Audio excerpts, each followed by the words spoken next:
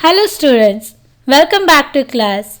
Today we are going to continue the remaining part of evolution of computers with a new topic, characteristics and limitations of a computer.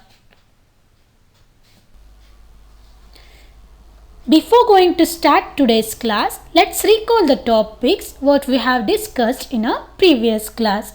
First one is about abacus. It is used to give the fundamental ideas of counting in a playway method, and also abacus is a first calculating device. Second one is about Napier's bones. Using Napier's bones, multiplication can be reduced to repeated addition and division can be reduced to subtraction. Third one is about Pascal's adding machine. This machine could perform only addition and subtraction. Moreover, multiplication can also be done with the repeated addition. Next, about Leibniz machine. It could perform all four basic mathematical operations, and also it was helpful to perform lengthy calculations. Last one is about analytical engine. After working on the difference engine for 10 years, Babbage designed another machine named as analytical engine in the year 1833. Next is about generations. First one is about first generation computers.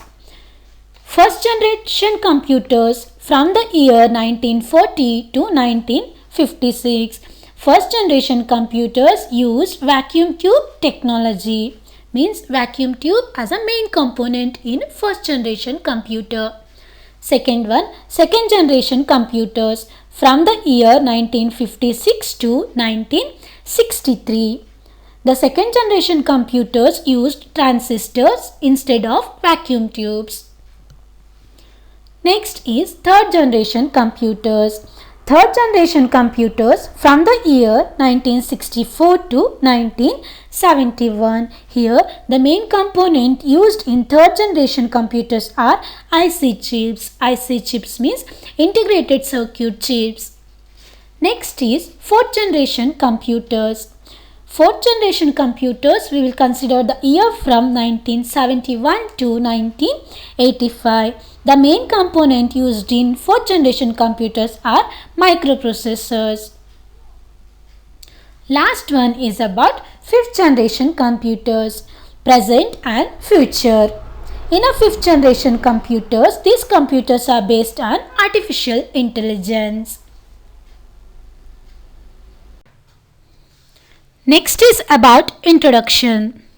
A computer is an electronic data processing machine that accepts data and instruction through input unit. It processes data into meaningful information in the desired form. Means user will input the data using input device. The computer will process it and we will get the output using output device. Next is about characteristics of a computer. First one, speed. A computer can perform calculation at a very fast speed. It can perform thousands of mathematical calculations in a fraction of a second. The processing speed depends upon the type of processor used in a computer system. Means it may be performed in the form of a nanoseconds or in a picosecond. Nanoseconds means 10 power minus 9 second. The picosecond means 10 power minus 12 second. Second one is about accuracy. Computer system is a highly accurate electronic device, means the final output will be always correct. It performs each and every calculation with the same accuracy.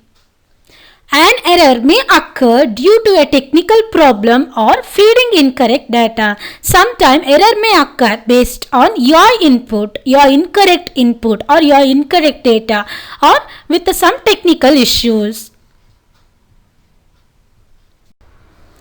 Third one is about storage. A computer has a memory that stores all the data and information. The data remains in the memory of the computer. The data storage capacity is measured in bytes, kilobytes, megabytes or terabytes, means KB, MB or TB.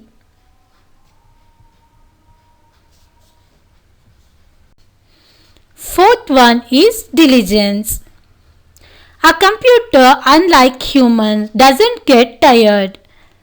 It can work continuously for hours without any errors. It will maintain the same accuracy and same speed even after millions of calculations.